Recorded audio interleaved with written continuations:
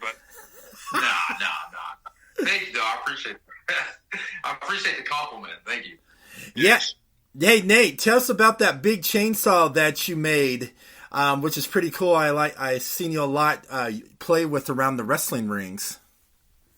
Yeah, I've always loved Texas Chainsaw Massacre. That's a given. I love even like the worst ones. I just love them. There's something about the whole franchise that's very interesting and intriguing, and you either like it or you don't. So Part 3 was the first film I was ever exposed to as a little kid. So when you see the Excalibur, as it's called, and the reason it was called that is I think is the company that made the chainsaws for that movie, that's what they were called, I believe. So it just, kind of goes hand in hand with the sword and the stone. But anyway, long story short, that's my favorite one. The Leatherface wrestling gimmick had already been done. Corporal Kirshner was the first one, and then now Chainsaw Tony, he's still carrying on that torch of Leatherface for FMW. And then Terry Funk had done Chainsaw Charlie, and other people would carry chainsaws out to the ring like Cactus Jack. So I was like, that's already been done, so I can't do that, but nobody's ever carried the Excalibur out, so I can pay tribute to my favorite franchise and to my favorite gimmick at the same time. So there was guys in Japan too, right? Japan had a Leatherface out there wrestling, and always a good gimmick. Yeah, but out of the chainsaw, the history of it, and the different movies, the Excalibur, the Part 3, not only one of my favorite movies in the franchise, but definitely has the best chainsaw ever. I mean, that's like, you're never going to be able to, there's not much you can do you're not going to be able to recreate that or make something better, right? It's that's why it was like, it was really cool, like, because the guy that made it for me, his name was Eric, and he has a company, a studio called Disillusion Studio 74. So whether I was doing wrestling or not, I always was going to get this chainsaw. So I hit him up, got it for a really good price, and it's precisely, it's an exact replica of the chainsaw from the movie. Every part, every bolt. That's the reason it's so expensive, aside from it being chromed. So I was like, yeah, dude, I want to get this, because when I come out to the ring with this, it's making me an attraction. And like, that's my favorite movie out of the franchise, aside from Part 1. And just to come out and have people see that, people always like ooh and ah, and they mark out over that chainsaw. So it adds something to me. If anything, I'll get one booking out of it everywhere. So, and it's not light either. I mean, I was like, pick up this chainsaw, and we took some pictures over at Scarefest. Yeah, I was like, damn, this thing's pretty heavy. And that's why you work out a lot. Yeah, I have to, because I blow myself up like kind of like the Ultimate Warrior running to the ring. So I've kind of worked myself into a shoot carrying this chainsaw out and swinging it. So, yeah. Yeah, that's pretty awesome. And I love your mask you make, too, especially the Cryptid mask. I like the one you did of the Mothman. That was pretty wicked. Thank you. That's another thing, too. Like, we were talking, the Japan Leatherface, Corporal Kirshner. Like, that gimmick had been done, so Dahlia and myself, we had come up with the whole shtick of, well, what would happen if Leatherface was hunting cryptids? Or if, like, cryptids stumbled into the Slaughter Sawyer farm, what would happen to them? So, Bigfoot, Mothman, Alien. So her and I, when we were training out in L.A., living out of our car under Rikishi, like, we started coming up with this concept and this ideal of, okay, chainsaws and cryptids. And so I attribute a lot of that to her. Like, I get to bounce all my ideals off of her and like what works and what doesn't. So because she's got a really good mind for not just the wrestling business, where she's got a background in acting and stuff. She really helps me, though. It does really work. It helps you out with your promos too. You do hell of a promos. I like them. They're like little mini movies. Kind of gives you like that 80s vibe feel. He can cut promos? Nate cuts promos? Never heard of it. Never heard of it. No. Well, Nate is one of the great guys. Nate goes into those promos very well, and as in the business of wrestling, if you can't cut a promo and you're a decent wrestler, they'll stick you with a manager, right? And you don't, even the Undertaker, right? The Undertaker for years was with Paul Bearer, and then when they finally, when he finally was doing his own thing, he could cut a promo, man. So you got to know your gimmick, you got to know your crowd, and you just got to know how to talk. And Nate can talk, and he definitely his gimmick, and he gets into it. So he cuts a very good promo. It's I appreciate that. Do it, man, because there's nothing worse than when you go to a wrestling show and somebody just cannot cut it on the stick, and you're like, oh gosh, because that makes that's why Ric Flair, Dusty Rhodes, that's why they would do these. They would, they're wrestling 2 or 3 times a week, but in between they'd be on TBS or the Turner Network with WCW in the beginning. They'd be cutting promos for the following week because they would get people all pumped up. Oh my gosh, and maybe a little fisticuffs, and then the next week they were in Charlotte for that match. But the weeks before they were cutting, a week before they were cutting those promos, 15-minute promos sometimes, man. I mean, just going off, and that's what makes that's what sells the match. Yeah, I agree, and especially like with your background, Brandon. Again, thank you for putting me over. Like the footage of you put me over from Scarefest, that was like I'm like a kid in heaven because I'm getting to finally meet you and hang out, and then I know you got a mind and a history in wrestling, and then to still have you put me over, it does mean a lot. So I really appreciate it, and you're right because I grew up on like Steve Austin and The Rock, so that's what sold it. And like even when you're looking at boxing and MMA, it's the promos. Like it's okay to like. I love Dean Malenko and I love Perry Saturn and I love Lance Storm. That's cool. But what really sells, because we got to have a buffet when it comes to wrestling. But it's what draws me to not only cryptozoology but to horror movies, especially slashers. It's characters. And like the hockey mask of Jason, Leatherface in the mask, Michael Myers, Pinhead, Chucky. It's characters, and that's the reason Austin, Rock, Triple H, Mankind, like you talking Dusty Rhodes, like guys like that, that's what sucks you in and draws you in. So yeah, the promo is very important. I'd rather go out and run my mouth as opposed to wrestle most of the time. So if you can look at Mick Foley, for God's sakes, you got to understand comedy, right? And whenever The Rock and Mick Foley, the Rock and Sock connection, those guys are people don't understand, they're on a whole different level. It's improv, right? If you're an actor, you go take an improv class. Yeah. Right? You're on the spot. I mean, I used to have to go out if the ring broke, or if there was something wrong with the ring, right? They got to kill 10 minutes while they're fixing the ring. So they go, go out there and install the crowd. Well, you got to come up with something. I mean, if you're in a wrestling match, those guys, they may get, okay, this is what we need to get across. This is what this bit's going to be. This is what we need to get across. But those guys are going off on their own and just cutting promos on each other, and the guys are going with it. And when you have some experts that can do that, it's fun. It's a wild, unique hybrid, man. It's athleticism, it's acting, it's stuntman work, and it's and you only get one take. You get one take to pull everything off, and it's really wild. And you bring up the comedy aspect. Somebody like Mick Foley and Kurt Angle, what was really cool about watching them, you could laugh your ass off at them and be like, oh my God, they're hysterical. But then when Mick Foley came out as Cactus Jack, you're like, oh, it's on. Or when Kurt Angle came out as the Wrestling Machine, you were like, okay, this is serious. And to be able to go, I would watch Mick Foley come out as Mankind and Dude Love and be like, okay, this is cool. And Mankind was different, of course. But when he was coming out as Cactus Jack, it was like, to be able to pull off 4 different characters, including the Mick Foley character, and to make people take you completely serious, you have to be very special to do something like that. You have to, it's crazy, to be able to pull that off in real time. And, because my wife and me, we love AEW. Zoe Stark's a good friend of mine, so we'll watch Monday Night Raw to watch her wrestle. Cool. But Sami Zayn.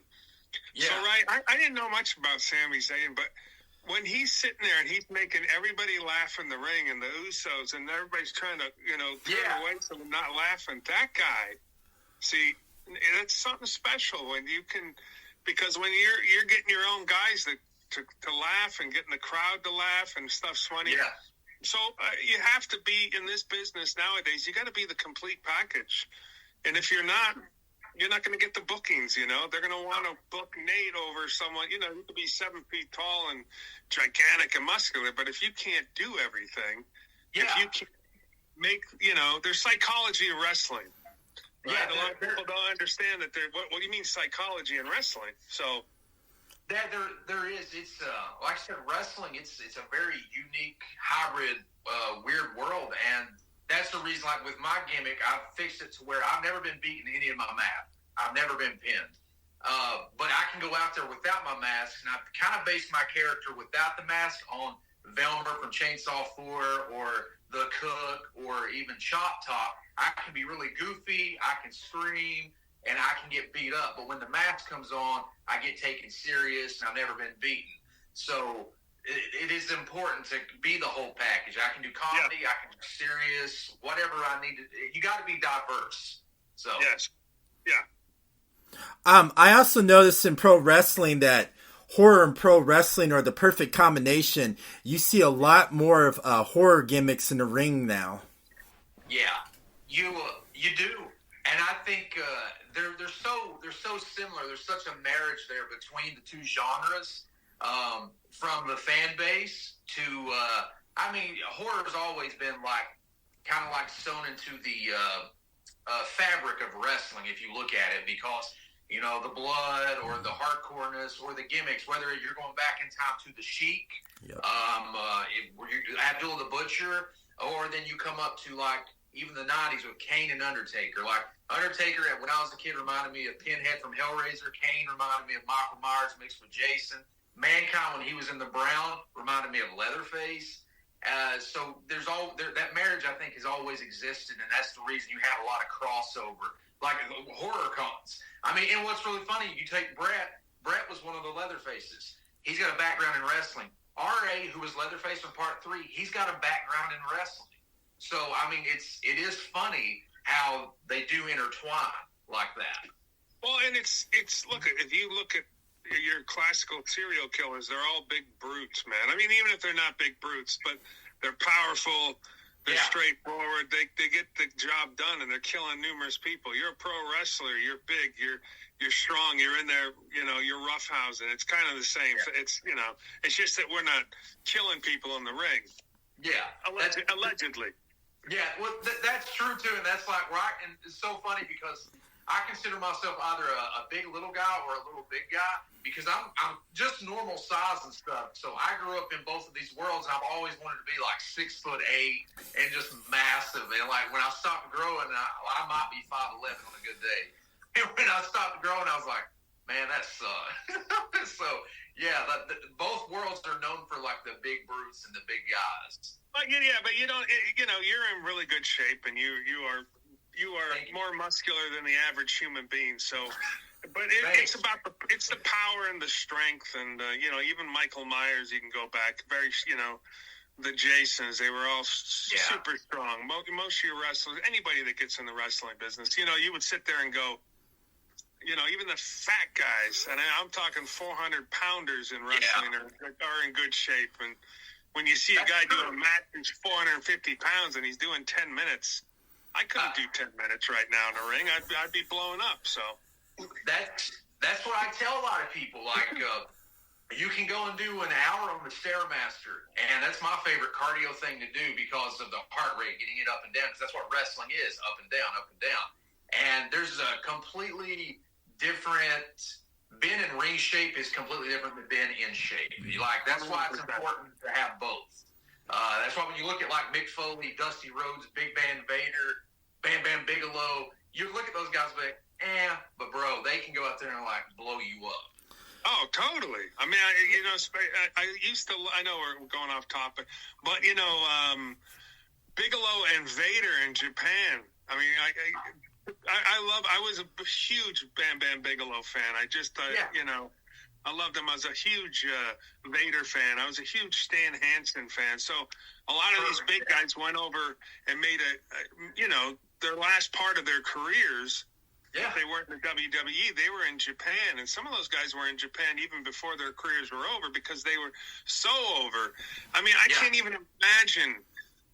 even if I was in wrestling shape, and seeing some of the, you know, Stan Hansen, how he would just destroy these guys. I mean, if you wrestle Stan Hansen, you better be in some kind of shape. Yeah. And that guy would do an hour. Yeah, I know. Would do an hour in the ring. And that what's crazy about that is they weren't calling the matches from A to Z at that point. They're going out there and calling it in the ring like Ric Flair. You know, they're going out there and this is what we're doing. And it's like a real spot. It's really cool. So. Speaking of, to see Iron Man matches now, you know, over the last, you know, you would get the Heartbreak Kid would do, or but they would do an hour, you know, an Iron Man match, and people don't realize that that's even if you have set this whole thing up, that's still a lot.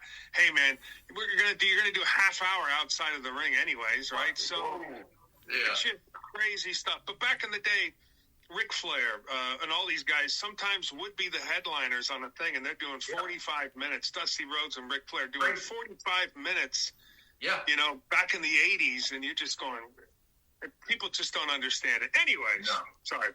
That's all right. And speaking of, like, horror gimmicks, too, since we all like AEW, I'll tell you another great gimmick on there is you got to like Dan Hossing. Oh, yeah. Dude, he like Svengoolie, you know what I mean? Like it's like the Twilight Zone mixed with Svengoolie, and reminds me of Texas Chainsaw too, like Chop Top. So yeah, absolutely love Dan Housen. Yeah, Dan Housen's great. I wish he would stay healthy. I mean, every time, I love Dan Housen, and you know his merch is one of their biggest sellers too. Yeah, I saw that. And that was definitely a fan of the Lucha Brothers too, man. I love the The Lucha Brothers, man. They not only can they wrestle, but I love their whole gimmicks, man. And they have one of them has a store here in Los Angeles, up in Pasadena area. So they're out here a lot signing. That's awesome. I bet you, Brett. I could see Brett wearing a Dan Hossing t-shirt. I can see that. I got shirts, man. I got them all. I support all these. I love to support these guys. Look, when you get to a certain point, you don't care. I'm almost 56 years old. I wear some weird stuff, man. When I'm going around, I don't really, unless I'm going to a wedding or I have to dress up for something, some corporate deal. I'm in my long gangbanger shorts, my blood clot socks, and I'll be wearing like a Oompa Loompa shirt. I don't care. It doesn't really matter. That's pretty. I'm about to say I usually got flip-flops on, so. Let's talk about a film that you wrote. It hasn't came out yet, and hopefully it does in the near future. Kill Billy. Yeah, I wrote a script called Kill Billy, but my man here is the Kill Billy, so I'm hopefully he won't sue me with the rights to it. So no, we'll get him in there somewhere. Yeah, I wrote with my buddy Steven Nyber. He's called The Monster Machine. He writes a lot of hybrid horror movies, Anaconda versus, Godzilla, just different stuff. And that's cool. We wrote a movie about, vampires and ghouls and coming out of the holler in Kentucky and then the Chicago. And it's it's a horror movie. It's like Next to Kin, if you remember that movie, Next to Kin, but with the families, and one's a vampires, one are ghouls, and I got to wait for one of us to win the lottery so we can get it made. But, you got to do everything in the entertainment business. If you can write, you write. I mean, even if you don't have just a couple ideas about a story, you just write it down, and eventually you can.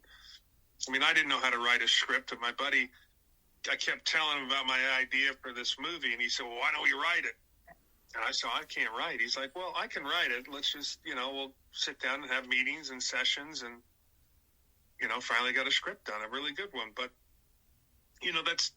That's only like 10% of the battle, getting that done. Now you got to sell it. Now you got to, and I can even get actors attached to it, but then you got to get the money. So the money is the hard part. Although there's a lot of money up there in that Pikeville, Allen, Kentucky area. So I just have to grease the wheels. Shoot, Nate should know about that. He's from the Appalachian Mountains. Oh, actually, where Brett mentioning there, that's my hometown of Pikeville, Kentucky. There's right there where all that Hatfield and McCoy, what I call the hillbilly Romeo and Juliet. That's where all that stuff happened. Yeah. So they got the cemetery up there, right? They got, I don't know if it's a Hatfield or McCoy cemetery right up there in the Pikeville. I think I will say McCoy, but I can never keep it straight. I'm not sure, but yeah, it is up there. Hell, we even have a car wash the last time I was up there called the Hatfield McCoy Car Wash. So I always wanted something cool there. And, I mean, and that's okay, especially like when the TV show came out in 2012. People went crazy over it. So we started getting a lot of tourism back there. But I always wanted something like 2 hours over in West Virginia's Mothman. I always wanted something like that instead. So I kind of adopted Point Pleasant as like my secondary hometown. I go over there all the time.